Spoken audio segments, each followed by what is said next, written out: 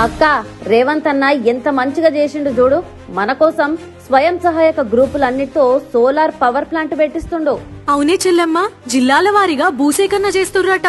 ఇంధన శాఖ, గ్రామీణాభివృద్ధి శాఖలతో మాట్లాడుతుర్రు. ఇప్పుడేం చేయాలనే మనందరం? సోలార్ పవర్ ప్లాంట్లతో రాష్ట్రమంతా 1000 వాట్ల విద్యుత్ ఉత్పత్తి చేయాలని లక్ష్యంగా పెట్టుకున్నారు. ఇట్లా చేస్తే మనకు పవర్ కంపెనీల నుంచి డబ్బులొస్తాయి. ఒక ప్లాంట్ లో 1 మెగావాట్ విద్యుత్ ఉత్పత్తి చేస్తే ఏడాదికి 30 లక్షల రూపాయలొస్తాయి. 5 ఏండ్లలో 1 కోటి మంది మహిళలను కోటీశ్వర్లుగా చేయాలని రేవంత్ అన్న లక్ష్యమంట. రాష్ట్రమంతా 4000 ఎకరాల్లో సోలార్ పవర్ ప్లాంట్లు ఏర్పాటు చేస్తున్నారు. మీ కడుపు సల్లగుండా మంచి మాట చెప్పిండ్రు. అయినా సోలార్ పవర్ ప్లాంట్ సంగతి మనకెట్లా తెలుస్తుంది? సోలార్ ప్యానెల్స్ ఏర్పాటు చేయడం, సోలార్ ఫామ్లలో ఎలా పనిచేయాలి, వీటన్నిటిపై గవర్నమెంట్ వాళ్లే ట్రైనింగ్ ఇస్తారు. మరి డబ్బులు?